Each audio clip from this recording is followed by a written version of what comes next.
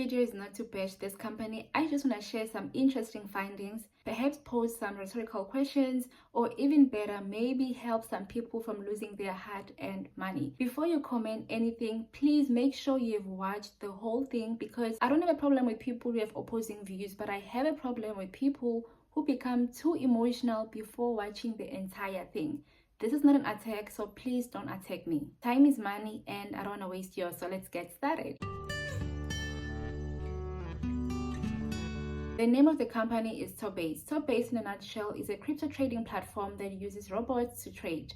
When you make money or when you make profits, you can cash out anytime.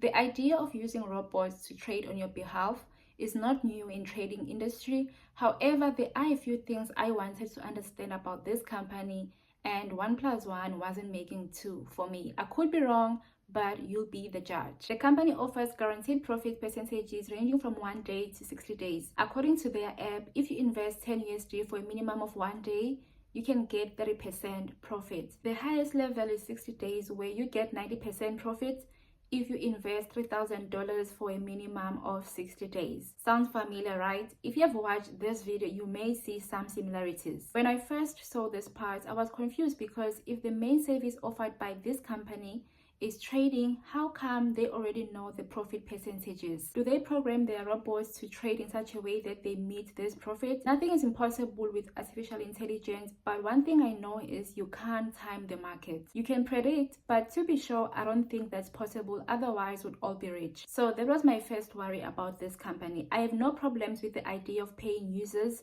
but to say these profits come from trading, it makes me wonder, how are they so sure of the returns? Here's what I found when I was searching. Number one, their YouTube channel. I decided to go to the most viewed video. Under this video, there were positive comments. So I went to check when the Tobase channel was created, and it turns out it was created in April 2022. And then I went back to these comments, these positive comments, to check when their accounts or their YouTube channels or Gmail accounts were created. It also turns out that they were created around the same time. Could this be a coincidence? I don't know. Maybe these people were so amazed by this company to a point where when they saw that this company now has a YouTube channel, they decided to create their own accounts to come and comment. Or could these comments be from someone or from people who are associated with this company? But why would they do that? Because if a company has 10 million plus users, I don't think they would waste their time writing fake positive comments. Number two, the company's latest news. On their website, which is very AI inspired and catches one's eye at first glance, when you scroll down, there is this section, latest news. First of all, just by looking at this title, I was expecting latest news about the company or crypto market news in general, but in relation to the company. But I see here that's not the case. As I was trying to read latest news, I noticed something strange. This article has 100 views 4 months ago, this one too, and this one, basically all of them. If these views represent people who have seen the news or clicked, it's very low for a company that supposedly have 10 million users. Secondly, what are the chances that all these articles will have the same number of views no matter what these views represent? And why would they paste links instead of linking directly to the original articles or write their own posts? Could this be a strategy to make it harder for scam scanner sites to find any content on the website, which then give it a higher scale because there's nothing to analyze? A company so big, one would assume that they would have their own writers to write actual latest news, but maybe they are trying to save money, who knows. Number three, company history. I was really interested in learning more about this company, so I went to the company histories to find out more. I read through everything, and it's written in such a way that a person who is not into trading or investing would probably find it boring to read. But I sat through it because I had the time, plus I like this kind of stuff. I couldn't help but notice this part, early 2021 section. They mentioned that Spiros Marguerite, sorry sir if I'm not pronouncing your name well, they referred to him as their senior advisor, and apparently he spoke at a fintech conference held in London. So now I had a name and I went digging. I found a guy with these names and he is in finance. He is also a senior advisor, but guess what? According to this website and many others I can link down below, he is indeed a man who wears many hats, one of them being a senior advisor. I read through this multiple times looking for Tobase official, and I could not see it. I also went to other articles, still nothing. Why is that Tobase isn't mentioned here? Is he even aware he's the senior advisor for Tobase? Or maybe did they forget to mention Tobase? I don't know. So I did email him, sent him a message on Twitter, and emailed his company. We'll talk about that later. Number 4, Cross-Disciplinary Team. The titles and companies they're associated with are mentioned, but nothing about Tobase, which is kind of strange. I thought maybe it's the English. I mean, English is not my home language after all. So I went to Google to confirm if I really know what cross-disciplinary team mean, and this is the definition. If these people are in affiliation or any kind of partnership with Tobase, why is that not mentioned on their website? I was able to find a few of them, 3 to be exact, via internet search and LinkedIn. You may have guessed I did email them. Even on LinkedIn, as you may know, LinkedIn is a professional social network. So people usually put companies they've worked for or they are currently working for.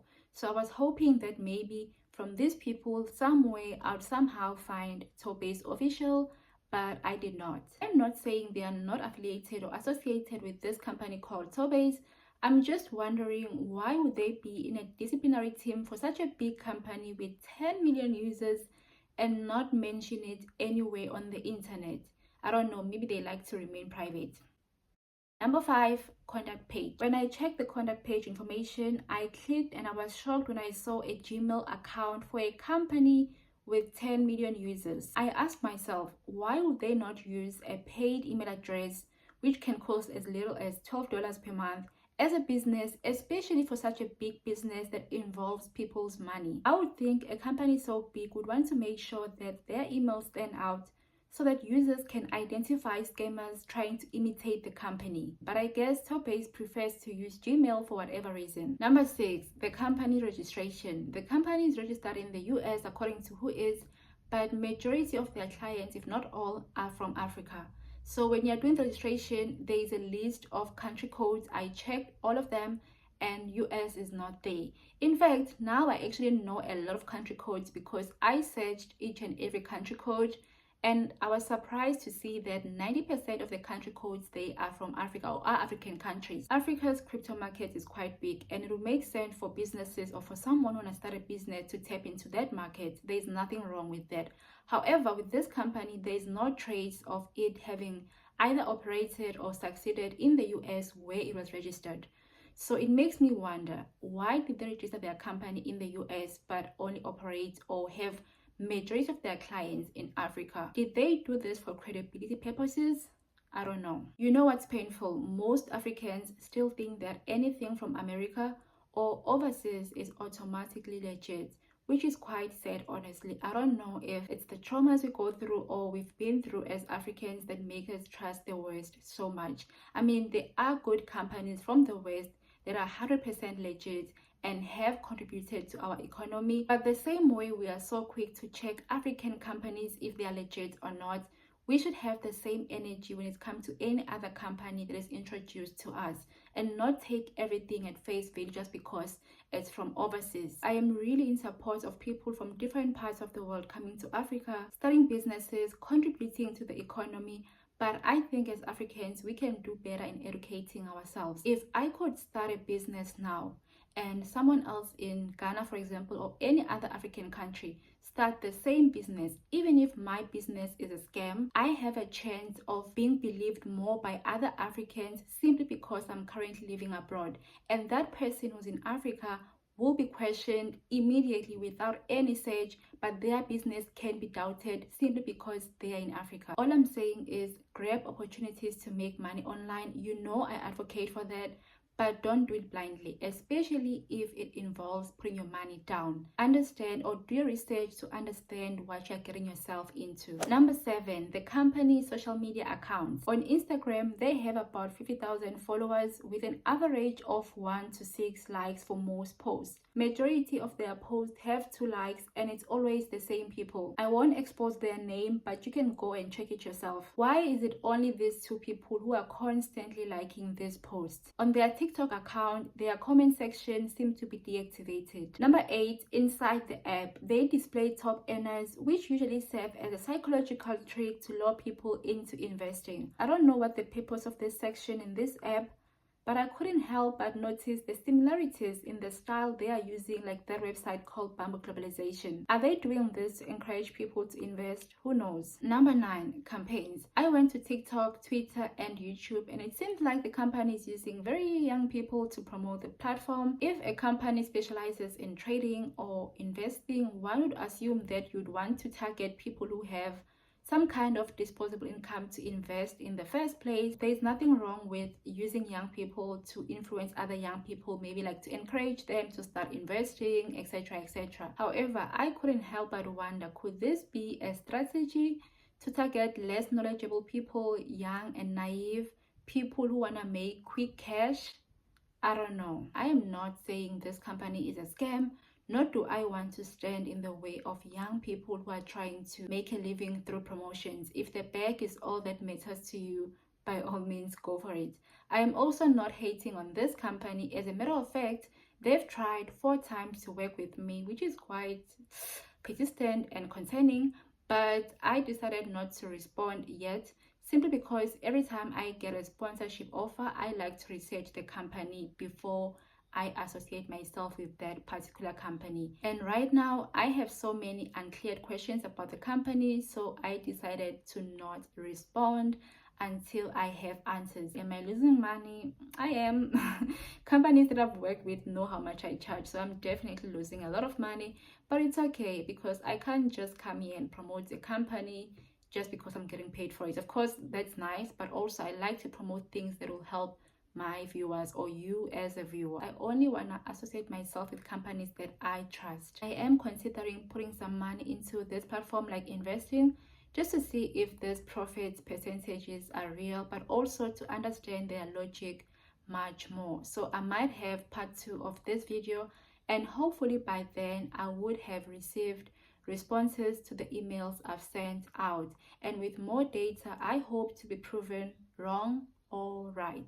And if I am proven wrong, like the company is actually legit, trust and believe I will come here and say it with my chest that I was wrong. But we'll see. Those of you who are about to comment you've been paid, I do not dispute that. Of course it pays, but where's the money coming from? Is it really coming from the bots that are trading for you? I don't know. We'll find out.